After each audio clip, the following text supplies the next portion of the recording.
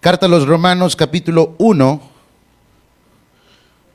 versículos 16 y 17. Un capítulo, un versículo muy conocido a lo largo de la vida cristiana. ¿Lo tenemos, hermano? Amén. Dice así el Señor en su palabra: porque no me avergüenzo del evangelio, porque es poder de Dios para salvación a todo aquel que cree, y también al griego, porque en el evangelio la justicia de Dios se revela por fe y para fe, como está escrito: mas el justo por la fe vivirá. Vamos a orar. Padre eterno, gracias te damos, bendecimos tu nombre, gracias por tu bondad, por tu misericordia. Señor, quita todo aquello que nos robe la atención de tu palabra. Quita todo aquello, Señor, que nos pueda confundir o robar la atención. Danos ese deseo de poder escuchar tu palabra con gozo. Bendice a cada uno de mis hermanos que ya están presentes. Oramos por los que vienen en camino todavía. Y oramos también por aquellos, Señor, que no podrán venir el día de hoy. Aquellos que nos escuchan a través de las redes sociales, también oramos para que los bendigas y que pronto puedan estar aquí con nosotros. Te bendecimos, Señor, en Cristo Jesús. Amén y amén. Gloria a Dios. Puede usted sentarse. Romanos 1:16, hermano, porque no me avergüenza el evangelio. Es uno de los primeros textos que yo me aprendí en la escuela bíblica cuando era un niño. Uno de los primeros textos que yo me aprendí de memoria cuando era un niño. El evangelio, hermano, es el poder de Dios para salvación a todo el que pone en acción su fe. Es una cuestión muy interesante la que vamos a aprender ahora, así que quiero que me ponga toda la atención del mundo. El apóstol Pablo, mi amado hermano, no lo pensaba ni siquiera dos veces en predicar el evangelio, estuviera donde estuviera, hermano, ya que amaba mucho las buenas noticias. Él amaba el evangelio. Y esa es una muy buena pregunta, hermano. ¿Tú amas el evangelio? ¿Tú amas a Cristo? ¿Amas, hermano? Nosotros podemos decir que yo amo la iglesia, pero cuando decimos amar la iglesia, amamos las sillas, el sonido, el local. ¿Qué amamos? Porque cuando decimos amar a Cristo, amar el evangelio, es que yo amo el evangelio, amo las buenas nuevas, amo la buena noticia, amo el evangelio, amo a Cristo, y de qué forma yo pues digo que amo a Cristo. Bueno, hermano, yo digo que amo a Cristo porque amo a su amada, y la amada de Cristo es su iglesia. Y no estoy hablando de las sillas, ni del sonido, ni del local, sino de cada uno de los que estamos aquí esta noche en este lugar. Así que Pablo amaba predicar las buenas nuevas. Siempre para poner este texto en su contexto, hermanos, vemos que el apóstol Pablo envió la carta a una iglesia que no lo conocía personalmente. Pablo no conocía a la iglesia de Roma personalmente, pero, amado hermano, a la que él deseaba visitar desde hacía mucho tiempo. ¿Cuántos se acuerdan de esto en este estudio? Pablo tenía mucho tiempo el deseo de visitar a los creyentes en Roma, y fue, hermano, esa imposibilidad, fue aquello que Dios no respondió a Pablo, amado hermano, de llegar a Roma, la que movió al apóstol a escribirles esta carta, que termina, hermano, convirtiéndose en un mensaje maravilloso, monumental del evangelio y de todo lo que el evangelio implica. Esto es importante, amado hermano. ¿Qué es lo que el evangelio implica? En los primeros 15 versículos del capítulo 1 de la carta a los Romanos, amado hermano, que ya estudiamos, que por razones de tiempo no me voy a detener ahí, Pablo introduce la carta manifestándole, entre otras cosas, su deseo de ir a visitarles para compartir con ellos el evangelio. Y, hermano, Pablo, el hecho de que Pablo era lo que era, no significa que Pablo dijera: ya voy a llegar ahí a enseñarles. No, Pablo, hermano, la idea de Pablo era: voy a ir porque creo que ustedes me pueden enseñar mucho y yo también puedo ser de bendición para ustedes. Y decíamos en aquel momento, ¿verdad?, que era importante ese sentimiento en la vida cristiana, hermano. Tú debes de ser de bendición para unos y los otros deben de ser de bendición para ti. Eso así debe ser. Y Pablo dice, bueno, tengo el deseo, estoy ansioso de llegar a donde ustedes están. Pero ahora, en los versículos 16 y 17, y dicho sea de paso, bendito sea Dios que le dijo que no a Pablo. Porque si Dios le hubiera respondido a Pablo que sí, entonces no tuviéramos la carta a los romanos. Y ahí sacábamos una aplicación y enseñanza maravillosa. Qué bueno es Dios que te dice que no a muchas cosas que tú le estás pidiendo. Porque Dios sabe por qué te está diciendo que no. ¿Tú sabes que Dios es infinitamente sabio? Bueno, hermano, Dios sabe que no, por qué nos está diciendo que no. Él sabe por qué te dice, no, Carolina, todavía no. Dios sabe por qué te está diciendo que no. Él es sabio, Él es infinitamente sabio. Así que qué bendición que Dios le dijo que no a Pablo. Y por eso ahora tenemos esta maravillosa carta. Y bueno, Pablo dice, yo quiero ir a Roma y yo quiero ir a predicarles el evangelio. Y comienza con una frase, porque no me avergüenzo del evangelio. Y hermano, quiero que me ponga toda la atención de vida. Humanamente hablando, póngame atención, hermano, porque a mí Dios me ha hablado mucho y quiero que Dios le hable a usted también.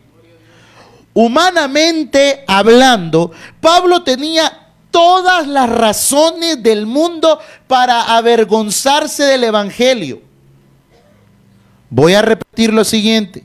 Humanamente el apóstol Pablo tenía todas las razones del mundo para decir si es verdad mejor, no, de plano que se avergüence de ser cristiano. Por ejemplo, en Hechos capítulo 9, versículo 25 dice, mas sus discípulos lo tomaron de noche y por el muro lo bajaron descendiéndolo en una canasta. Ahora, ¿qué significa eso, pastor? Esto significa, amado hermano, que los discípulos de Pablo lo bajaron por la muralla de la ciudad en una canasta durante la noche para ayudarlo a escapar de los judíos, que los judíos tenían el plan de matar a Pablo. O sea, no, el plan de los judíos no era, mira Pablo, sentate, queremos hablar con vos. No, el plan de los judíos era matar a Pablo. Así que humanamente Pablo tenía todas las razones y argumentos para avergonzarse del evangelio. De hecho, amado hermano, después de su conversión, Pablo comenzó a predicar en Damasco, lo que lo llevó a los judíos de esa ciudad a conspirar contra él y acordaron matarlo. Para escapar de su peligro, sus seguidores lo sacaron secretamente de una ciudad. Pablo, por ejemplo, había sido apresado en Filipo. En Hechos capítulo 16, versículos del 23 al 25, oiga lo que dice. Después de haberles azotado mucho, los echaron en la cárcel, mandando al carcelero que los guardase con seguridad. El cual, recibido este mandato, los metió en el calabozo de más adentro y les aseguró los pies en el cepo. Pero a medianoche, orando, Pablo y Silas cantaban himnos a Dios y los presos los oían. Y usted pudiera decir, bueno, pero ahí estaba preso. ¿Sí? Pablo también fue expulsado. Él fue expulsado, amado hermano, de Tesalónica. En Hechos capítulo 17, versículos del 1 al 9.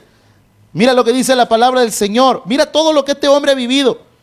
Pasando por Anfípolis y Apolonia, llegaron a Tesalónica, donde había una sinagoga de los judíos.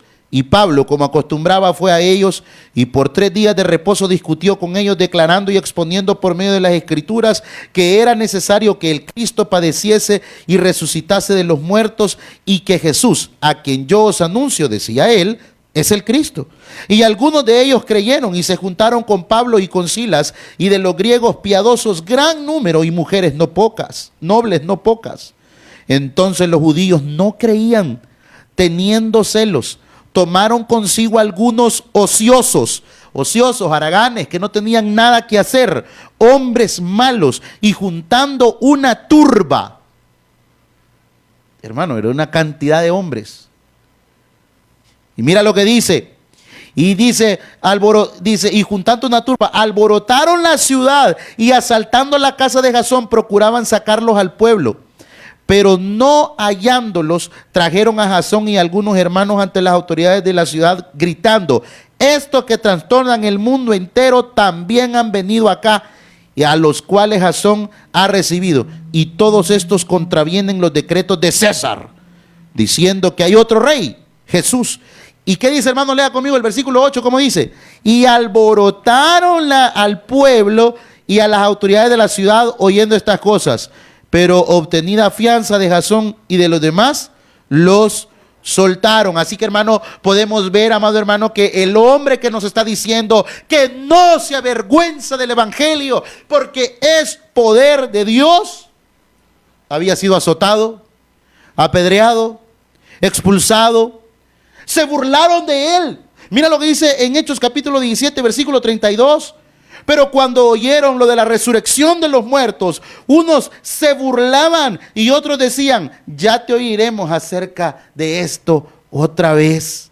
Pero cuando oyeron estos hombres de la resurrección, Pablo estaba en Atena, una ciudad conocida por su sabiduría, por sus ídolos, porque había gente muy privilegiada con su filosofía, y predicaba Pablo allí el evangelio. Cuando él les explica sobre Dios, el Dios verdadero, y de la resurrección de nuestro Señor Jesucristo, algunos reaccionaron con burlas para con Pablo. Mira, amado hermano, es fácil decir porque no me avergüenzo del evangelio y vivirlo.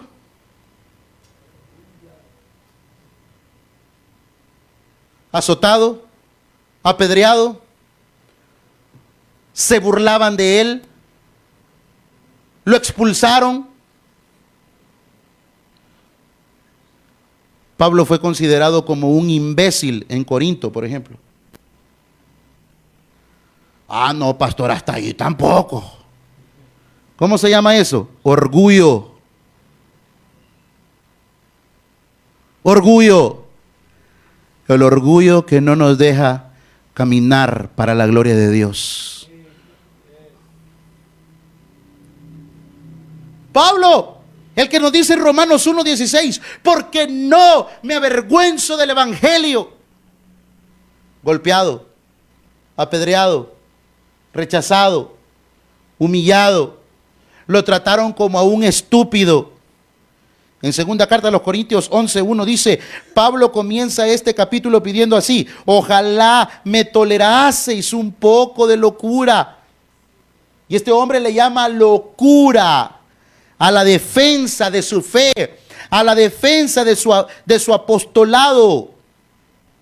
En segunda carta a los Corintios 11, de 16 y 17, sigue diciendo: otra vez digo, que nadie me tenga por loco, o de otra manera recibidme como a loco, para que yo también me gloríe un poquito. Lo que hablo no lo hablo según el Señor, sino como en locura, con esta confianza de gloriarme. Y amado hermano, esto solo demuestra que la crítica del apostolado de Pablo en Corinto era tan fuerte que se veía forzado, amado hermano, a presumir un poco de sus logros.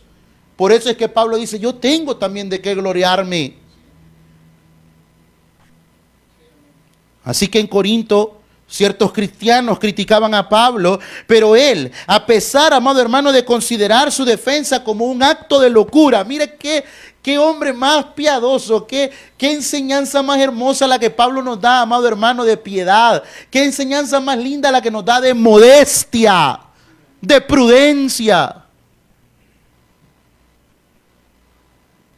Está bien, tómenme como loco, no hay problema.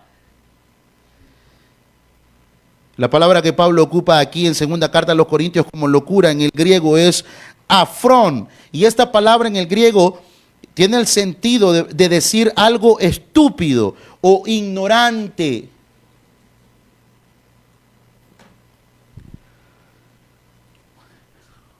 El hombre que nos dice que no se avergüenza del evangelio.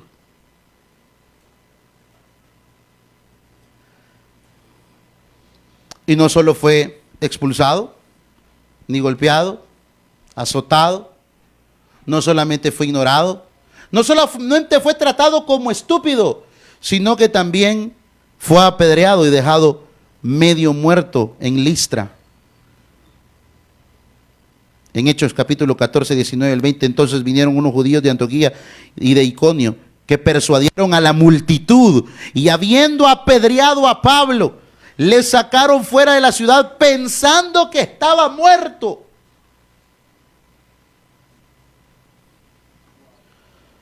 Pero rodeándole los discípulos se levantó y entró a la ciudad, y al siguiente día salió con Bernabé para Derbe.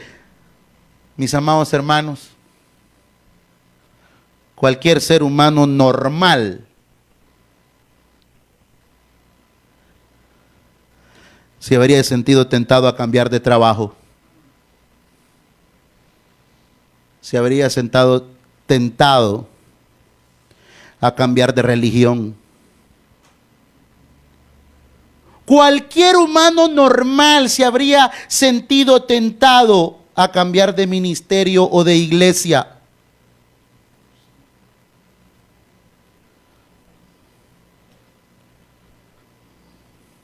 Antes que seguir poniendo en peligro su integridad física y su integridad emocional.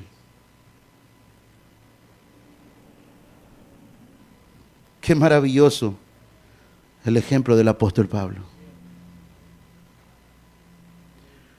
Porque no me avergüenzo del evangelio. Me han escupido, me han dicho imbécil, me han tratado como un estúpido, me han apedreado, me han dejado medio muerto, me han hecho de todo. He estado prácticamente al borde de la muerte. Cualquier ser humano normal se habría sentido tentado a cambiar de trabajo, de religión, si quiere verlo de esa manera, de iglesia, de ministerio o de cualquier otra cosa. Porque no solamente apeligraba su estado físico, sino la integridad emocional. Pero este hombre dice, ¿saben qué? Nada de eso me importa. No me avergüenzo del evangelio, porque es el poder de Dios que salva a pecadores.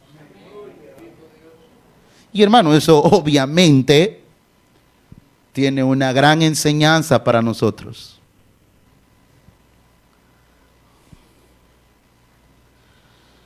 ¿Cuántos aquí, hermano, solo porque nos han visto mal, o porque no nos dieron la mano? Ay, es que el hermano me habló bien mal, o porque la hermana se me quedó viendo mal.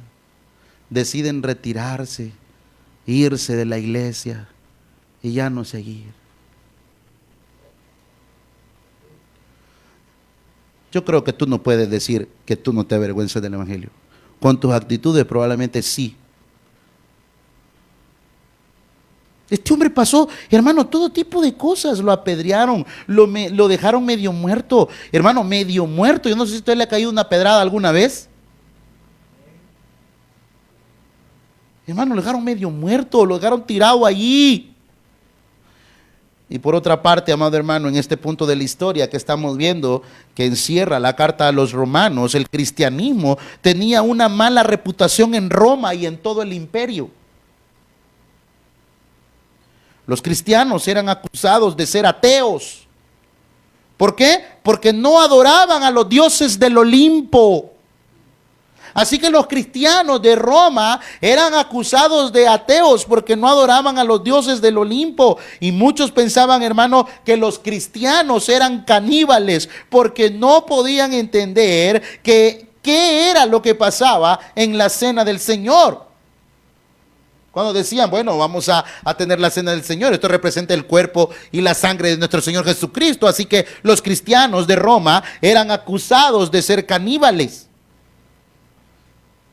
Cuando ellos compartían el pan y hablaban del cuerpo de Cristo, Ellos pensaban que los cristianos comían carne humana en sus cultos secretos de adoración, porque obviamente, hermano, ellos no tenían la libertad que tú y yo tenemos ahora de poder venir a la iglesia sin ningún problema.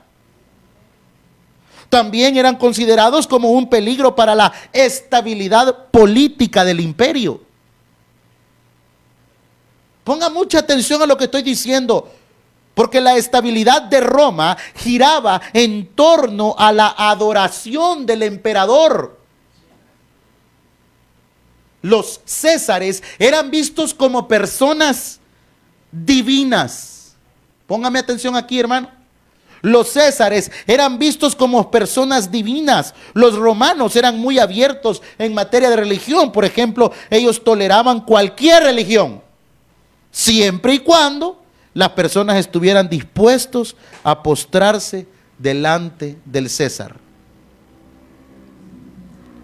Así que los cristianos de aquel momento no eran cristianos como ahora nosotros. Qué fácil es para usted y para mí decir, porque no me avergüenzo del evangelio. Y aún así habemos unos que nos da pena decir que venimos para la iglesia, en el trabajo, en el lugar de estudios, en la colonia, en la casa. ¿Para dónde vas vos? Allá voy a regresar.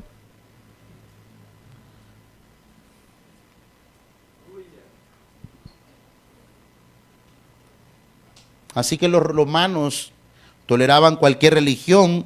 La única condición era que tú tendrías que estar dispuesto a postrarte delante del César y reconocer a César como el Señor, como el Curios de tu vida. Pero obviamente, hermanos, los cristianos no reconocían y no reconocemos hasta el día de hoy otro Señor que no sea nuestro Señor Jesucristo. ¿Está conmigo, hermano? Así que fue eso, amado hermano, lo que finalmente provocó la persecución del Imperio Romano para los cristianos.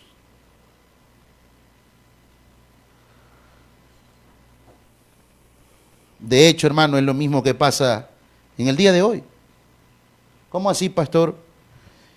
El mundo en el que vivimos, hermano, que nos ha tocado vivir, es el mundo capaz de tolerar cualquier cosa. Toleramos cualquier cosa menos las verdades y valores absolutos de la fe cristiana. Vivimos un mundo que tolera todo. ¿Ves que este se siente chucho? Que sea chucho. Si así es feliz él, que sea feliz. Con tal de que no te metas en la vida de él. Y todavía habemos cristianos que nos metemos en aquel pensamiento de, en ese contexto. No te metas en la vida de esa gente. Vive y deja vivir. Y vivimos en un mundo que tolera todo, tolera cualquier cosa, tolera personas que tienen 60 años, que ya son abuelos y tienen hijos y todo, pero que de la nada se autopercibieron con una edad de 8 años y el siguiente día andan con colas, con vestiditos y se creen una niña de 8 años. Y todo eso hay que tolerarlo, porque si no lo toleramos, entonces somos misóginos y tenemos un mensaje lleno de odio para ellos. Y vivimos en un mundo que tolera todo, menos las verdades y los valores absolutos de la fe cristiana.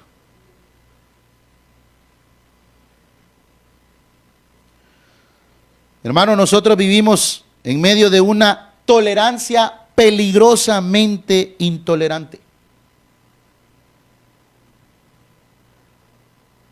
¿Por qué? Porque ahora ser cristiano es ser raro.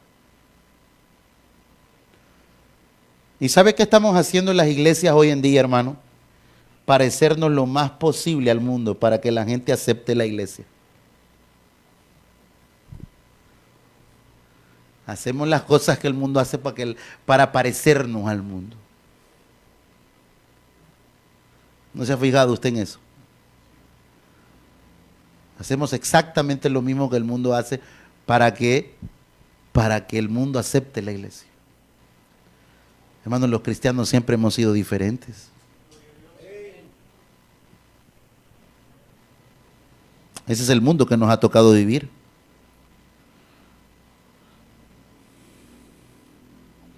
Los cristianos, bajo el contexto de la carta a los romanos, proclamaban que el Salvador del mundo era un carpintero judío. Mire esto qué interesante. Nacido en una pequeña y desconocida aldea de Palestina, que había sido condenado a morir en una cruz por un procurador romano. De hecho, la muerte por crucifixión era el peor tipo de castigo de muerte que se aplicaba en aquellos tiempos, mi amado hermano. Era tan cruel y tan vergonzosa aquella muerte que se reservaba para los peores criminales. Y estaba prohibido que un ciudadano romano muriera por crucifixión. Un ciudadano romano no podía morir en la cruz. De manera que la idea, hermano, de que el destino eterno de las almas de aquellos que creen en el Evangelio está en un hombre judío, carpintero, nacido en una ciudad nada relevante, en una cruz, para los romanos era una completa locura. ¿Está conmigo, hermano? Para la cultura grecorromana era una completa estupidez creer en el cristianismo. Y eso es a lo que Pablo se refiere cuando dice en primera carta a los Corintios 1:18, porque la palabra de la cruz es locura a los que se pierden, pero a los que se salvan, esto es a nosotros, es poder de Dios. Así que, mi amado hermano, él se está refiriendo precisamente al mensaje del Evangelio. Y mira, la palabra de la cruz, hermano, es tontería, es algo tonto, estúpido. Dice Pablo, para los que se pierden. ¿Cómo vas a estar ahí un día miércoles a mitad de semana? Andas cansado, te levantaste de madrugada ahora. ¿Qué vas a ir a hacer a la iglesia? Si los pastores solo están ahí para lavarte el cerebro. Ahí, mirá, los pastores, dijo un hermano una vez, ¿verdad? Que la iglesia le lavaban el cerebro y dijo, sí, me lo lavaron porque sin Cristo yo solo pasaba pensando cochinada y media. Así que sí, es cierto, me lo lavaron, dijo un brother por ahí. Mis amados hermanos, para la cultura romana, por eso se da cuenta que es importante leer el contexto de los textos, hermano. Para la cultura romana era una completa estupidez, y para los griegos también, para ellos el evangelio era un insulto a la inteligencia, a la filosofía.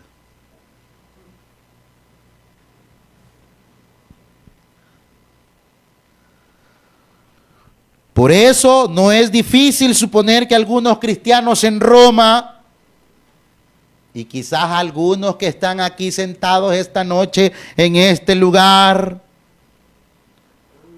se han visto tentados de no querer compartir con otros el evangelio.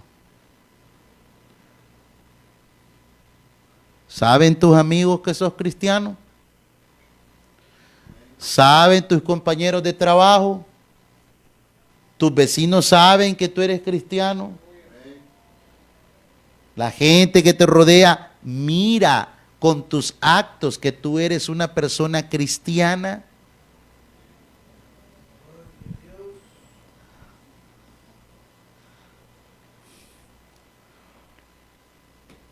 Yo lo que quiero, dice Pablo, la razón por la que yo quiero estar con ustedes es porque yo no me avergüenzo del evangelio.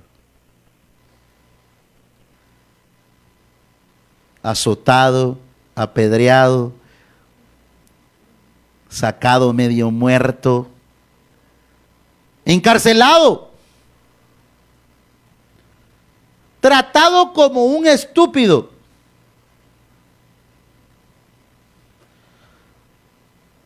Eso era para que cualquiera dijera, no, ser cristiano yo,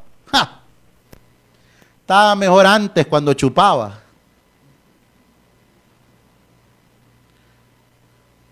Yo he escuchado a lo largo de mi vida cristiana personas que han dicho, no, hombre, si mire, si yo cuando era bolo ni chocaba, andaba bien.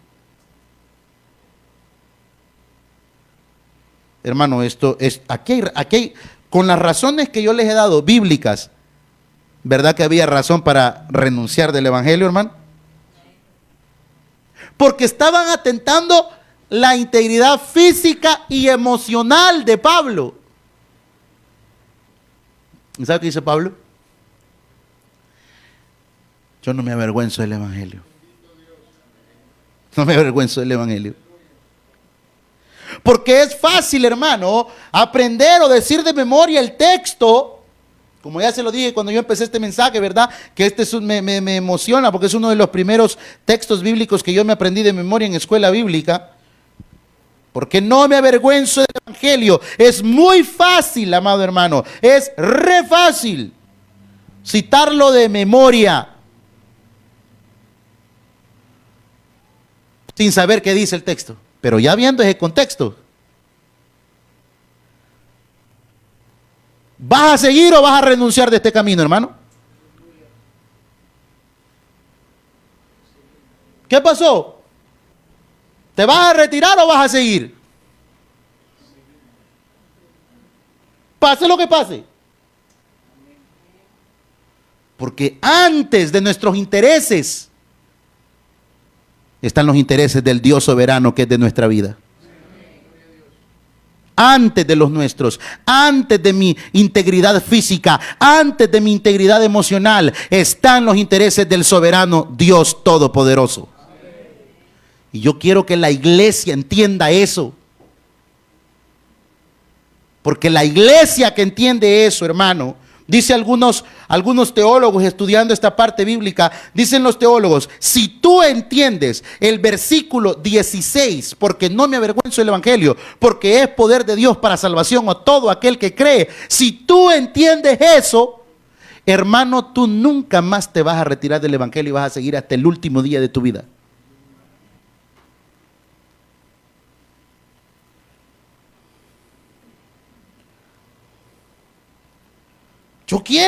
Yo tengo el deseo de ir, dice Pablo. Yo no me avergüenzo del evangelio. No quiero que ustedes se avergüencen tampoco, dice. Obviamente, y la primera razón por la cual no se avergüenza es porque el evangelio es poder de Dios. Mira, hermano, es fácil decirlo, pero es difícil practicarlo.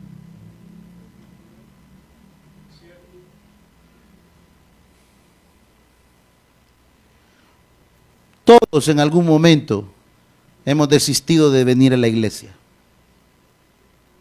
Todos lo hemos considerado. ¿Sí o no? No me venga a dar paja de que no, pastor, yo. Todos en algún momento hemos considerado, ay no, ya no voy a ir.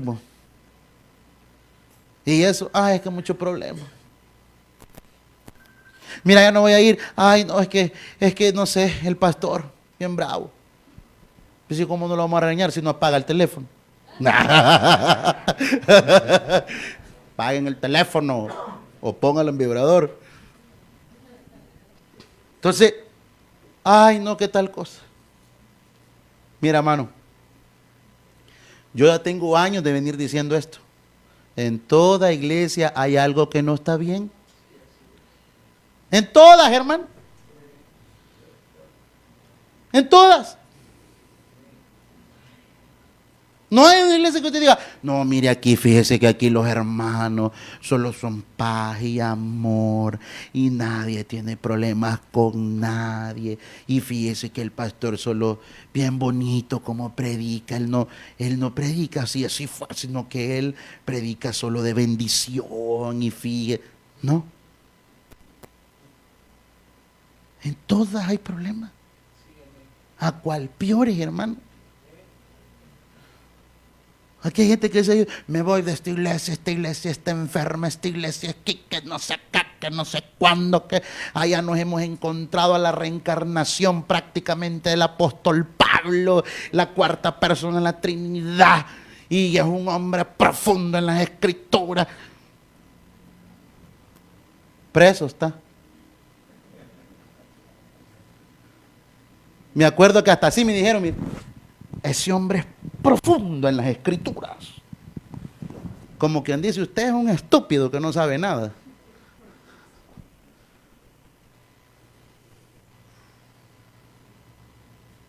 Y yo hablaba con el hermano Álvaro, hermanos, créanme que hay momentos que dan ganas de dejar aventado todo. Pero cuando yo voy a la Biblia y me confronta todo esto, yo mejor me voy de rodillas y le pido perdón al Señor chillando, diciendo, Señor, perdona por tan aguado que soy yo, perdóname. Pablo fue encarcelado, fue vituperado, le dijeron estúpido, lo trataron como un imbécil en Corinto. Hermano, este hombre lo sacaron de escondida porque no lo iban a matar. Habían hecho un complot para matarlo y todo eso. Y este hombre dice, porque no me avergüenzo del evangelio, porque es poder de Dios. Y la primera razón, hermano, por la cual él no se avergüenza del evangelio es porque es el poder salvador de Dios.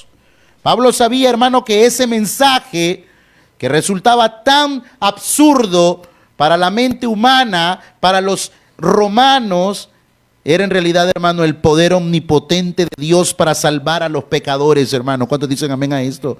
Y es por eso que más adelante Pablo, en la primera carta a los Corintios 1:25, dice, porque lo insensato de Dios es más sabio que los hombres, y lo débil de Dios es más fuerte que los hombres. Así que lo que los hombres tienen por débil de Dios es más fuerte que los hombres. La palabra griega que se traduce aquí como poder, porque no me avergüenzo del evangelio, porque es poder. Esa palabra griega, hermano, ustedes muchos la conocen, y la palabra griega aquí es dunamis, de donde viene nuestra palabra dinamita. La palabra dice, amado hermano, que es el poder dinámico. El evangelio es el poder dinámico de Dios, pero no para destruir, porque una dinamita destruye, ¿verdad? El poder del evangelio es dunamis, es dinámico. ¿Por qué? Porque es un generador de energía, hermano. Eso es el evangelio. ¿Para qué? Para construir, para salvar.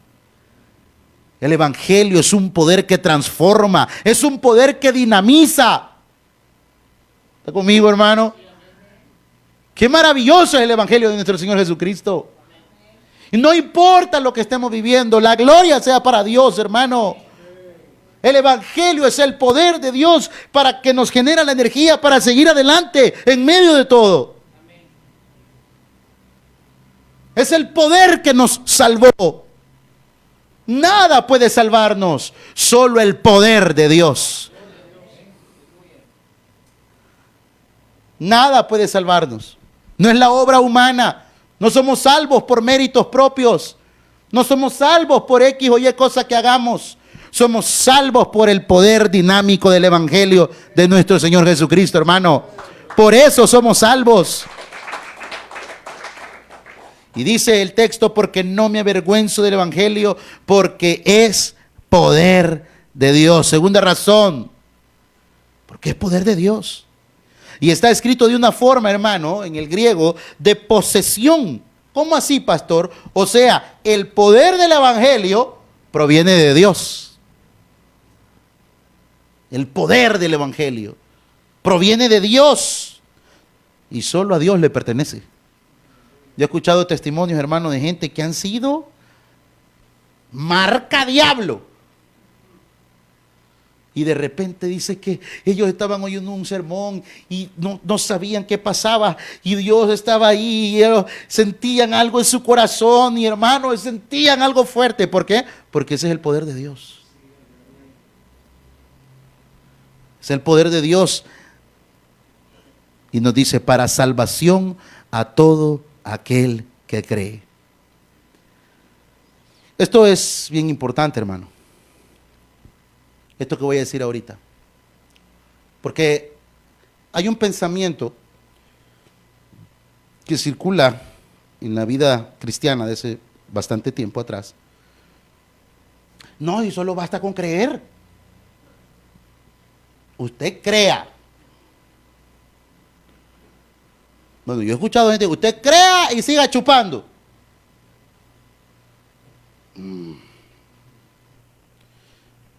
La Biblia dice que el diablo cree y tiembla. No es solo creer, hermano. Esa es paja. No es solo creer. El objetivo de las buenas nuevas del Evangelio es proveer salvación, es dar salvación a todo aquel que cree. El requisito único que podemos ver en el texto estipulado por Dios para cualquier pecador es que crea. Ahora, es que tenga fe. Y esa fe, hermano, no es un conocimiento intelectual. Yo conozco teólogos que se pueden ir al infierno con las vidas que llevan, hermano, porque no son cristianos. Y creen y tienen el conocimiento.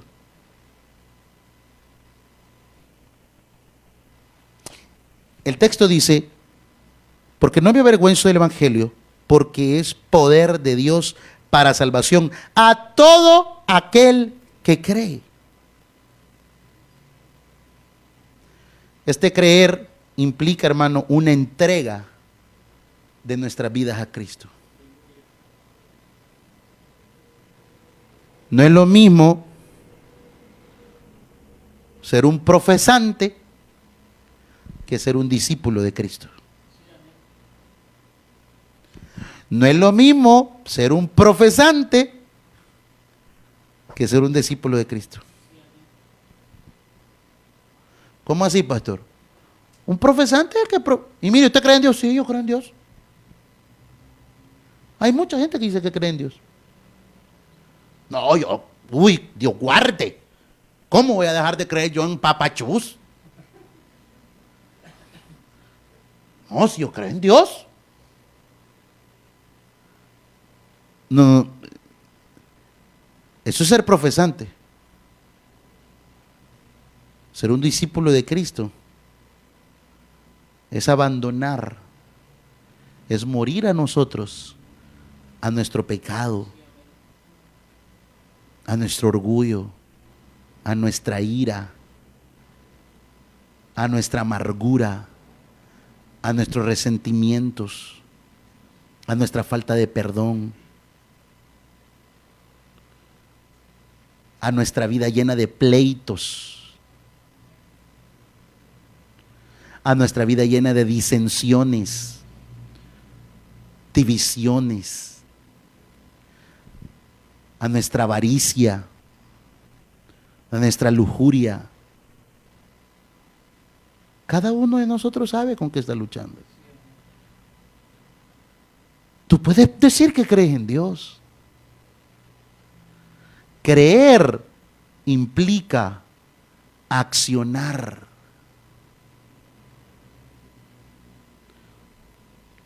Es que eso es como la oración de fe.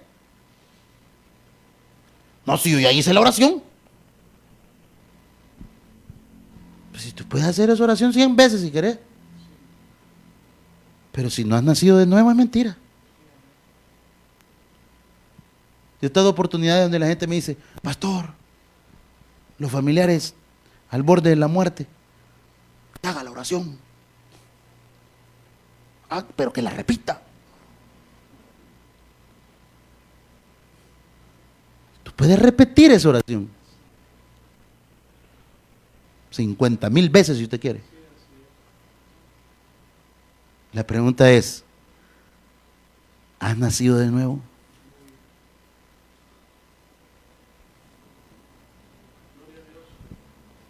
Y como ya los vi algo tristes y bravos, mejor vayamos al otro punto.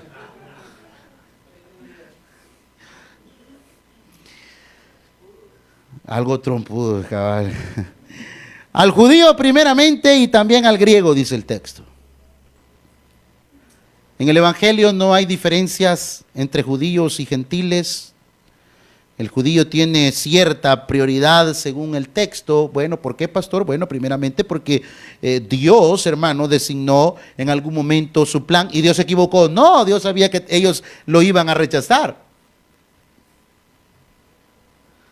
Dios ha querido usar a los judíos para dar al mundo la revelación escrita en su palabra. En Romanos 3, capítulo 3, versículos 1 y 2 dice, ¿qué ventaja tiene pues el judío? ¿O de qué aprovecha la circuncisión? Mucho, en todas maneras.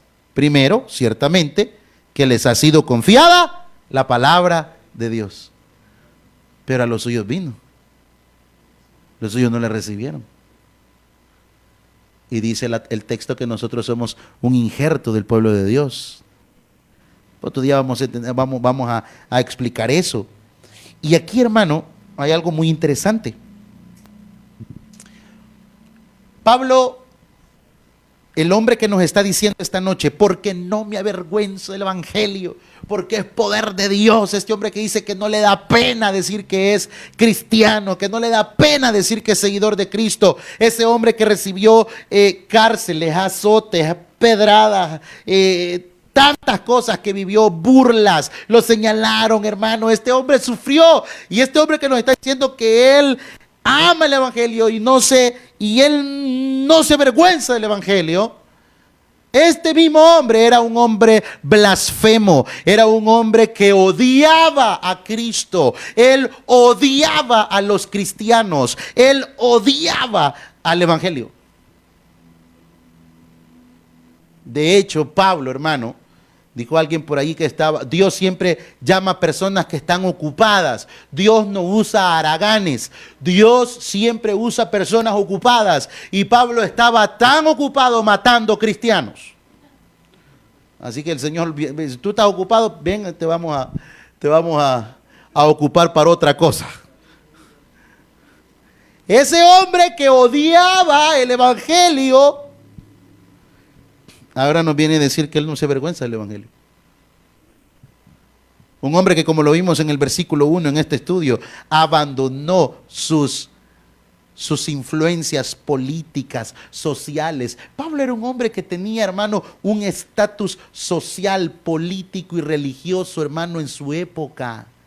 Pablo podría entrar a la casa presidencial sin ningún... Intente usted, vaya a entrar. ¿Usted cree que cualquier gato puede entrar ahí, hermano? Pablo tenía influencias, amistades, él era un hombre pero todo eso, dijo, lo tengo por estiércol, dice en el griego. Por amor a Cristo. Y los judíos, que hasta el sol de hoy creen en que ellos son el pueblo escogido único de Dios y que solo ellos y ellos.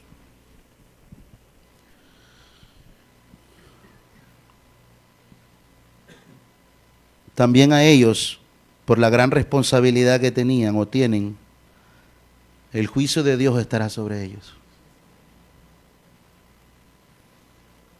Romanos 2:9 dice, tribulación y angustia sobre todo ser humano que hace lo malo, el judío primeramente y también el griego. Quiero terminar con lo siguiente. Todo privilegio tiene una responsabilidad. Los judíos tenían un gran privilegio, pero evadieron sus responsabilidades. Y obviamente que esto es una gran enseñanza para nosotros. Voy a hacer una pregunta. ¿Cuántos aquí tienen privilegios dentro de la iglesia? Levanten la mano los que tenemos ciertos privilegios aquí en la iglesia.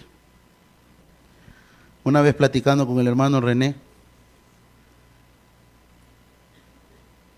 hace años a los cristianos que tenían privilegios los líderes o los pastores le decían, si te portas mal, te vas a sentar. Y el cristiano tenía miedo. No, yo no quiero que me quiten mi servicio, porque es un gran privilegio. Ahora le decimos a la gente, lo vamos, ay, gracias a Dios. Ay, una gran responsabilidad que me van a quitar de encima. Hermano, ¿nos da risa? ¿Sí o no que es verdad? Ahora los cristianos ya no quieren tener ninguna responsabilidad.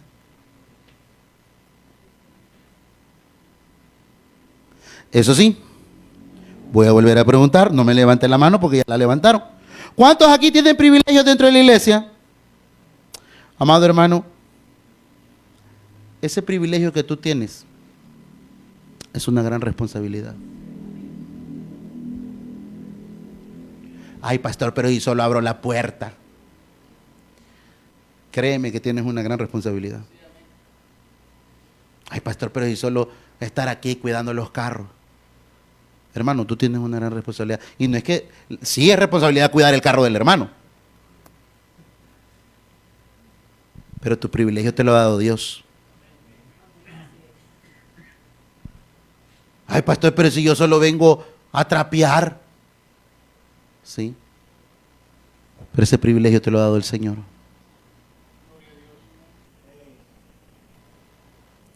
Los judíos no valoraron el privilegio que tuvieron de tener en sus manos la noticia del Evangelio. Y quiero terminar con esta pregunta. ¿Nos estaremos portando a la altura de nuestro privilegio? ¿Nos estaremos portando a la altura de nuestra salvación? Mi amado hermano, como se le dijo a Peter Parker una vez, un gran poder conlleva una gran responsabilidad.